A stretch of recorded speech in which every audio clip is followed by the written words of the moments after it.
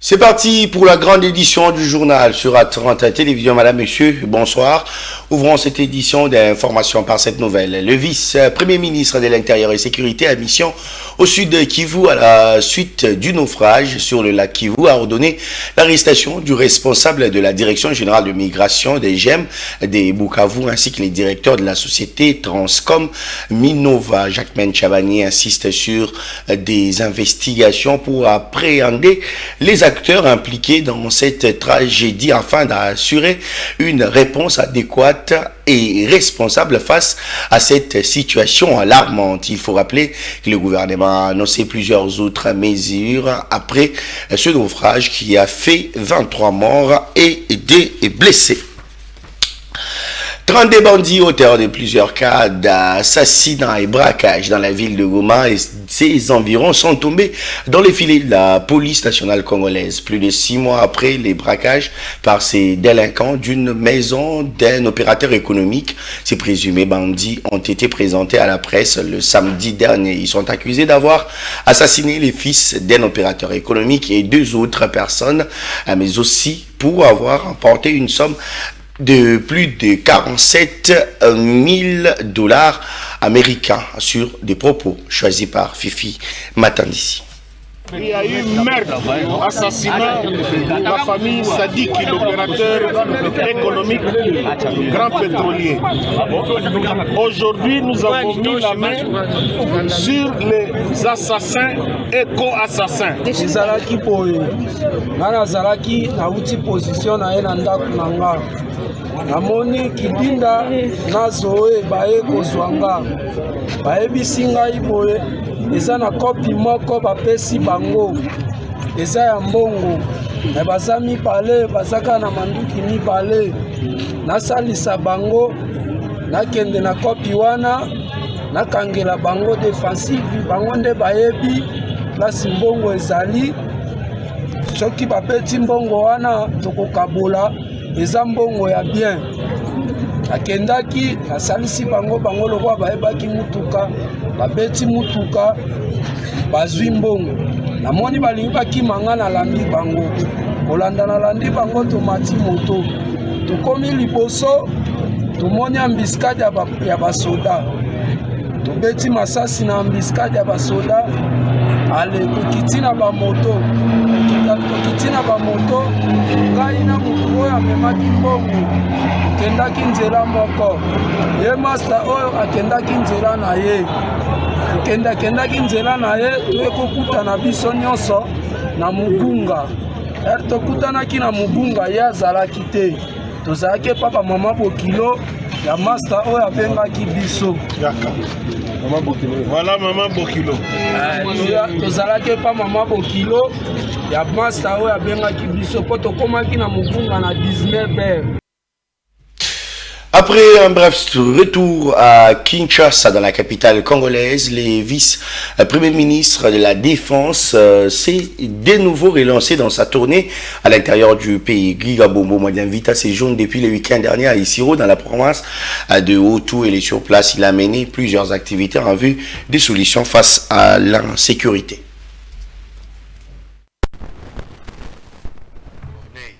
Tournée de vice-premier ministre, ministre de la Défense nationale, Giga Bombo Madianvita à Isiro. Une approche inclusive sur les questions sécuritaires. Les provinces du Haut et Bazuélé sont en proie à l'insécurité grandissante avec l'infiltration des rebelles. Les Sud-Soudanais, NAFSA, la Seleka du Centrafrique, le LRA ougandais et les éleveurs armés Mbororo. Après un briefing de sécurité organisé avec le gouverneur de province et les hauts officiers militaires, le patron de la défense nationale a reçu en séjour à Isiro, chef-lieu de la province de Haut-Uélé. Depuis hier samedi, le vice-premier ministre, ministre de la Défense nationale, poursuit ce dimanche 6 octobre des échanges avec des divers acteurs concernés par les questions sécuritaires. Une approche inclusive qui vise à identifier les solutions adaptées aux défis sécuritaires dans la région. Les élus de Haut-Ouélé, les sénateurs et députés nationaux avec qui il a échangé autour de la question sécuritaire de la province. S'en est suivi le dialogue avec les parties prenantes, telles que les députés provinciaux, les autorités locales, les représentants des partis politiques et quelques opérateurs économiques. Cette démarche participative permet de recueillir des perspectives diverses et de construire les réponses concertées face aux menaces sécuritaires qui pèsent sur la région.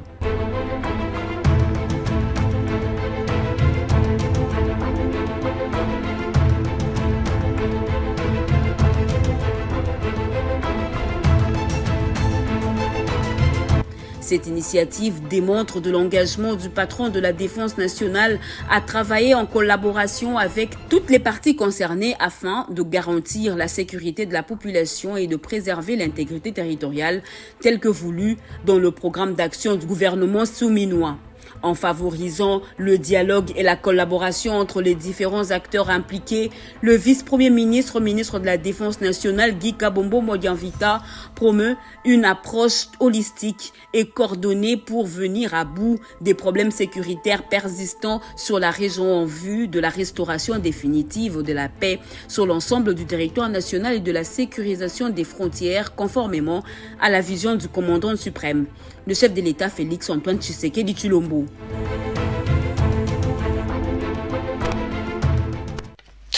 Direction Assemblée nationale, les députés Patrick Eshiba a déposé ce lundi 7 septembre 2024 deux propositions de loi à l'Assemblée nationale portant modification du Code du travail et réforme du régime général de la sécurité sociale en République démocratique du Congo. L'une des motivations derrière cette révision a expliqué l'élu de la circonstance de Tchangou à Kinshasa et les mauvais traitements des jeunes Congolais exerçant comme journaliers dans plusieurs sociétés. Je viens de déposer des propositions de loi qui vont contribuer dans l'amélioration des conditions sociales des Congolais en général et particulièrement des engagés au jour le jour. Nous avons remarqué que le statut juridique des engagés au jour le jour reste précaire, pour ne pas dire inexistant. À l'issue de nos vacances parlementaires, j'ai été à la rencontre de mes électeurs de Tchangou qui sont en majorité dans des milieux ruraux et qui travaillent sous le statut d'engagés au jour le jour. Ils m'ont exposé leurs problèmes. À cela, j'ai couplé des descentes auprès des entreprises comme Beltesco, Femco, Palmco et autres. J'ai compris exactement qu'il y a un sérieux problème et que notre insouciance face à cette catégorie de travailleurs nous condamne. Nous proposons qu'à l'issue de leur engagement, que l'employeur envoie un bulletin d'information à l'inspection du travail et à la fin de service, il doit leur livrer un certificat de fin de service, ce qui permettra à l'inspection du travail de bien faire son travail. On a remarqué dans ces entreprises des gens qui sont sous statut d'engagés au jour le jour pendant 5 ans, 10 ans, 15 ans, 20 ans. Il y a même ceux qui sont prêts à aller à la retraite, mais qui sont encore retenus sous statut d'engagés au jour le jour, au moment où la loi limite cela à 22 jours de travail en dehors de 2 mois. Et dans le reste de l'actualité, 2 janvier 2025, les fédérations de l'Union pour la démocratie et les progrès social, UDPS, bénéficieront du quota leur réservé suite aux contributions des mandataires. Petite phrase de Deogracias Bizibou-Balola, secrétaire général ad intérim de l'UDPS désigné par la Convention démocratique du parti. Deogracias Bizibou a insisté sur l'unité au sein du parti présidentiel et a fait savoir que l'UDPS se porte bien. Il a dit le week-end dernier au cours d'un meeting sur la vulgarisation de son programme d'action tenu au terrain Bouddha Anjili. Suivez. C'est pour la vulgarisation de son programme d'action en tant que secrétaire général ad intérim de l'Union pour la démocratie et le progrès social que Deo Bizibou-Balola a tenu son premier meeting populaire au terrain Bouddha dans la commune de Njili. Sur place, il a été chaleureusement accueilli par les combattants venus nombreux.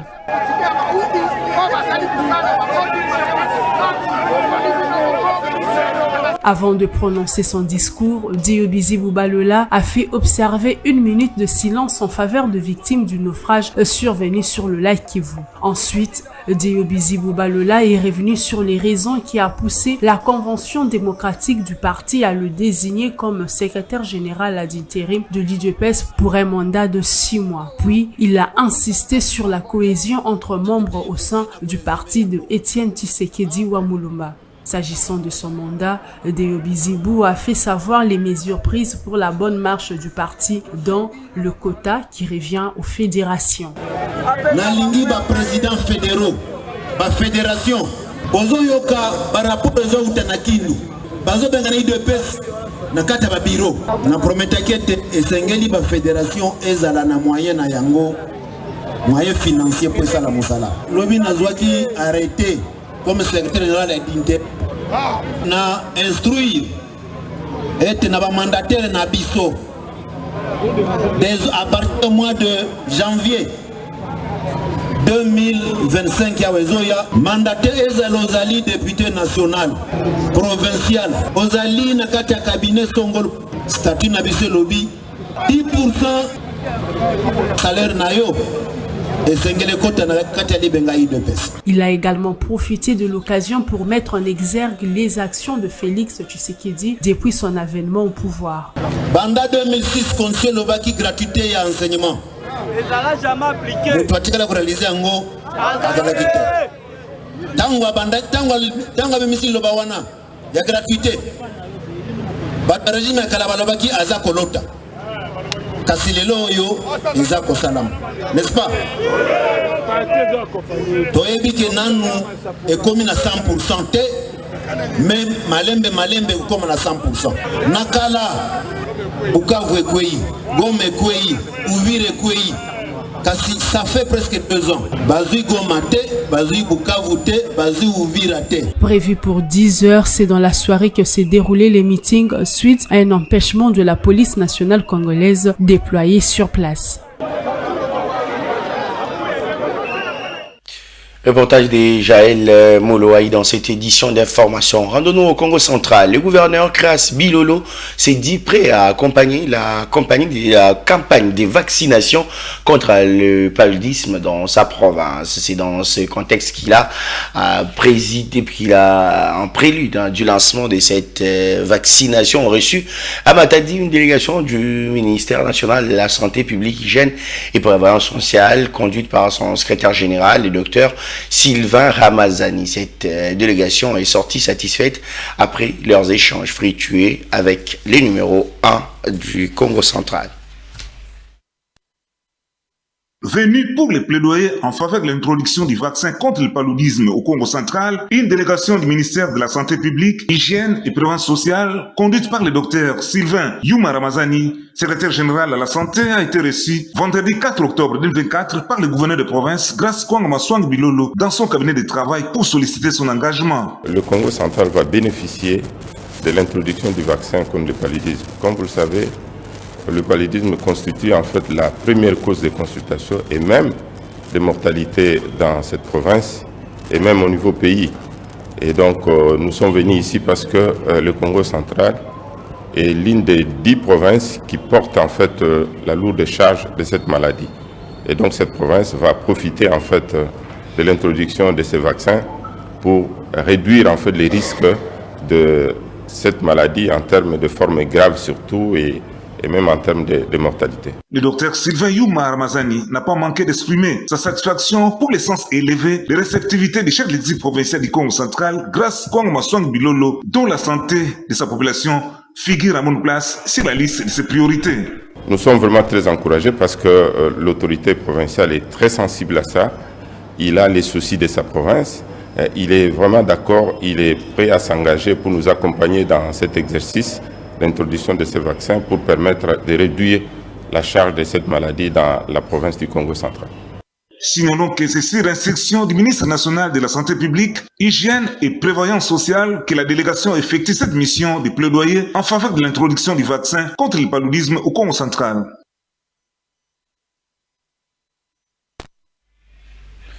Revenons à Kinshasa. Sur l'initiative de la Fondation Grâce à ma mère, 50 femmes habitant la commune urbano-rurale d'Antsele ont reçu, après plus de 30 jours de formation gratuite en esthétique générale, make-up et autres, des kits complets du démarrage de métiers qui vont leur permettre de lancer une activité capable de générer des revenus pour s'assurer une autonomie financière. La cérémonie relative a eu lieu le week-end dernier à Kinshasa à l'occasion de la célébration de la 3e année d'existence de cette fondation.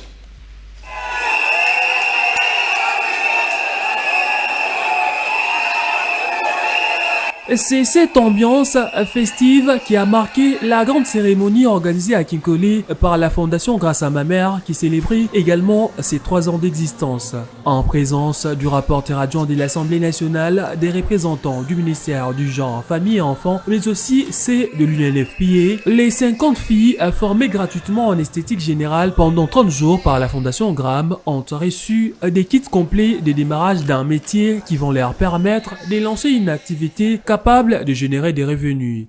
Les formations métiers que nous dotons, c'est pour faire un rattrapage au scolaire.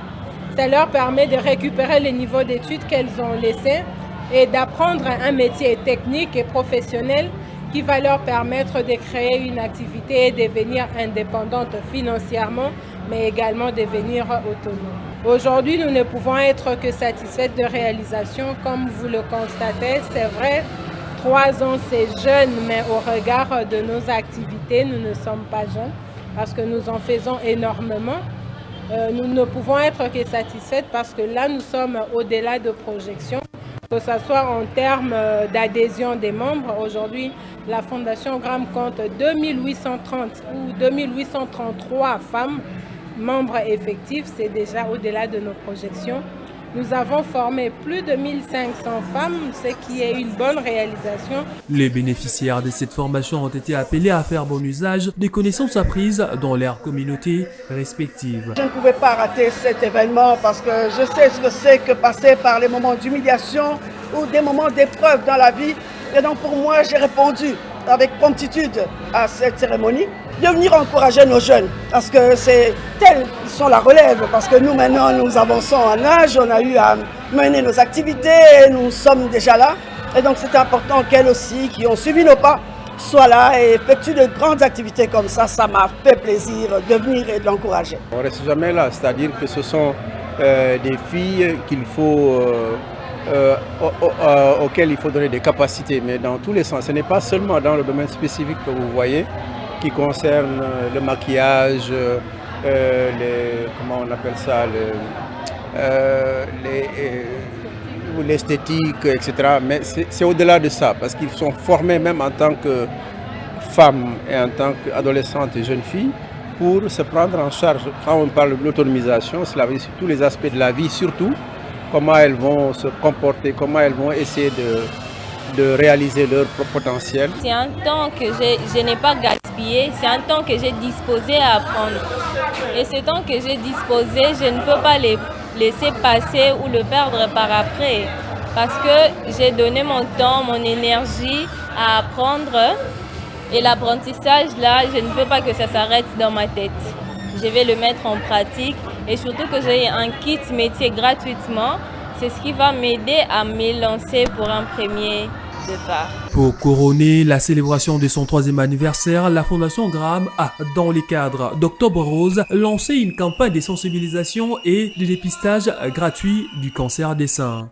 Signalons que cette formation a été organisée grâce à l'appui financier de l'UNFP et du Fonds norvégien. La première ministre Judith Suminwa-Tuluka séjourne en Allemagne où elle représente la RDC à la conférence de Hamburg sur le développement durable. Il s'agit d'une initiative du ministère fédéral allemand de la coopération économique et du développement en collaboration avec le PNUD de la fondation Michael Otto et la ville de Hamburg. Pour la République démocratique du Congo, cette rencontre est une occasion de profiter des avantages en termes notamment des partenariats dans le domaine de l'énergie. Présidée par les chanceliers allemands Olaf Scholz, la conférence des Hambourg sur le développement durable réunit plusieurs chefs d'État et de gouvernement. Lieu de renforcement des relations économiques, principalement dans les domaines de l'énergie verte, cette rencontre est aussi un cadre de réflexion sur la mise en place d'une nouvelle architecture financière internationale pour contribuer plus efficacement à l'atteinte des objectifs de développement durable. Pour la première ministre, la République démocratique du Congo, en tant que pays solution en matière de lutte contre les changements climatiques, attend profiter pleinement des avantages qu'offre cette conférence en termes notamment des partenariats. Comme vous le savez, en Afrique, nous avons un certain nombre de minerais stratégiques, comme par exemple le cobalt en RDC, où on est le producteur de pratiquement un peu plus de 60% de ce minerai. Or, ces minerais aujourd'hui, ce sont des minerais qui sont utilisés, que ce soit le cobalt, que ce soit du lithium, pour produire des batteries. Donc ce sont tous des éléments qui ont une importance capitale aujourd'hui pour l'Union européenne et particulièrement l'Allemagne. Et donc c'est une possibilité de discuter, de voir comment on peut ensemble construire des partenariats d'un point de vue économique, d'un point de vue commercial. La chef du gouvernement de la RDC interviendra dans les panels Forum du futur et l'architecture financière internationale équitable. Pour elle, il sera ainsi l'occasion de souligner l'engagement de son gouvernement envers le développement et la paix durable.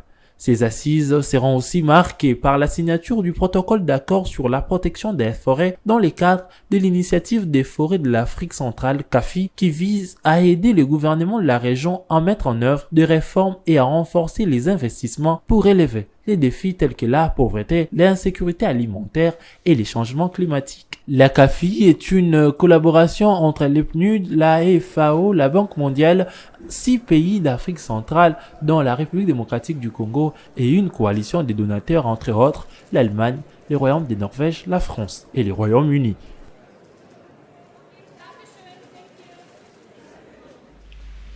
Début ce lundi à Paris du procès contre Charles Onana, journaliste et pitologue franco-camerounais accusé de négationnisme.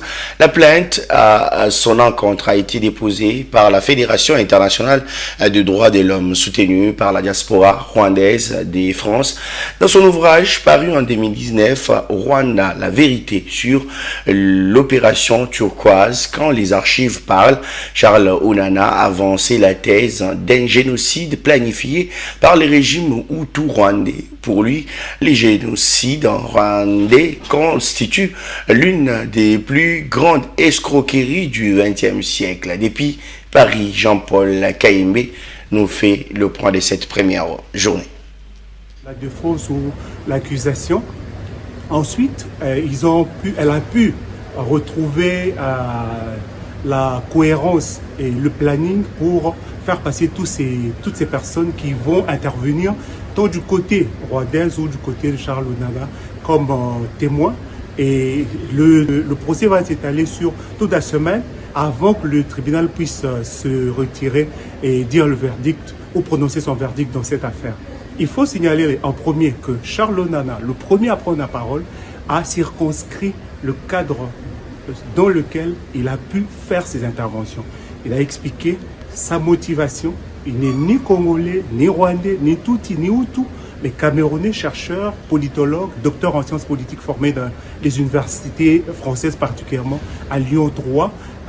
Il faut dire que dans ses propos, il a démontré qu'il ne s'agit pas pour lui d'une thèse de génocide ou du génocide rwandais particulièrement, mais il s'agit plutôt d'une démarche interrogatoire, scientifique, où il se demande comment les faits ont été présentés de telle manière, alors qu'il y a des recherches aussi scientifiques qui démontrent que les faits n'étaient pas ce qu'ils sont aujourd'hui, ou la manière dont ils sont présentés à l'international.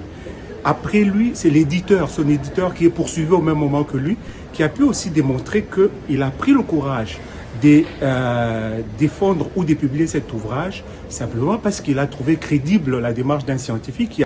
Aujourd'hui, plusieurs témoins devront passer, mais déjà ce soir, il y a le troisième témoin le plus important, c'est le colonel Luc Marchal, qui était au moment des faits commandant de l'opération turquoise. C'est un Français qui est ici, qui a préfacé l'ouvrage de Onana Charles, qui aujourd'hui, journaliste d'investigation de son État, comparé pour justifier cela. Depuis Paris, Jean-Paul Kayembe pour Actu 30.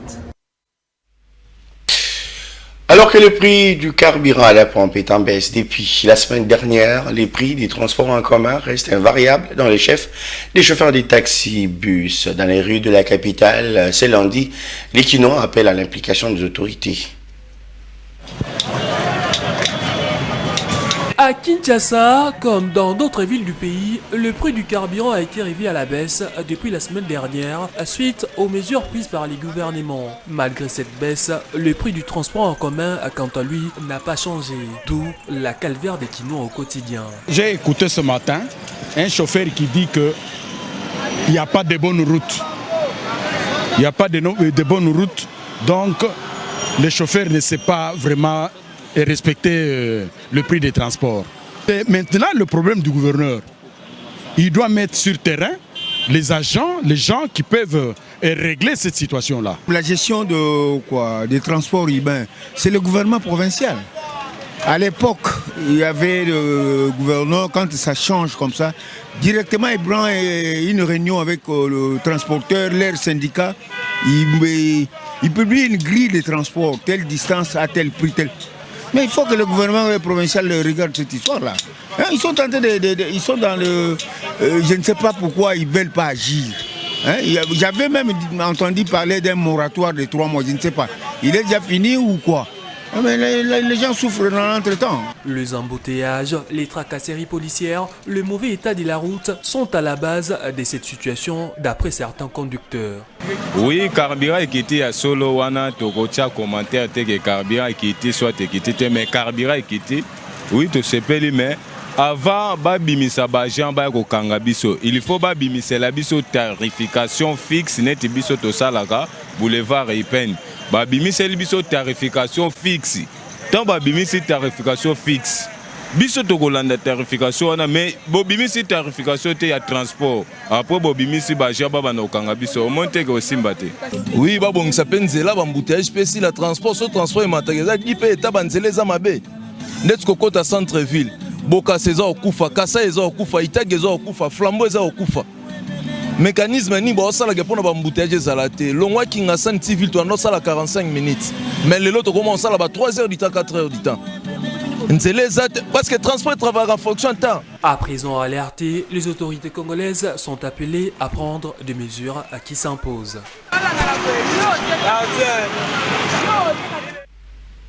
Et pour clôturer cette édition d'information, les Tupisa Mazembe et l'association sportive Maniema Union, les deux représentants de la République démocratique du Congo en Ligue du champion de la CAF connaissent désormais leur adversaire pour la phase de groupe de cette compétition. À l'issue du tirage au sort tenu ce lundi 7 octobre 2024 au Caire en Égypte, les Tupisa Mazembe est logé dans le groupe A aux côtés des Young Africans Al Hilal et MC Alger. De son côté, l'AS Maniema Union, qui a battu Petro de Luanda au tour précédent, a hérité du groupe B avec Raja Casablanca, l'AS FAR et Mamelodi Sundowns. A noter que les 6 journées de cette phase de groupe vont se jouer entre le mois d'octobre et novembre 2024. Madame, Monsieur, c'est fini pour cette édition d'information. Merci à vous de l'avoir suivi. L'actualité reste en continu sur www.actu30.cd. Au revoir.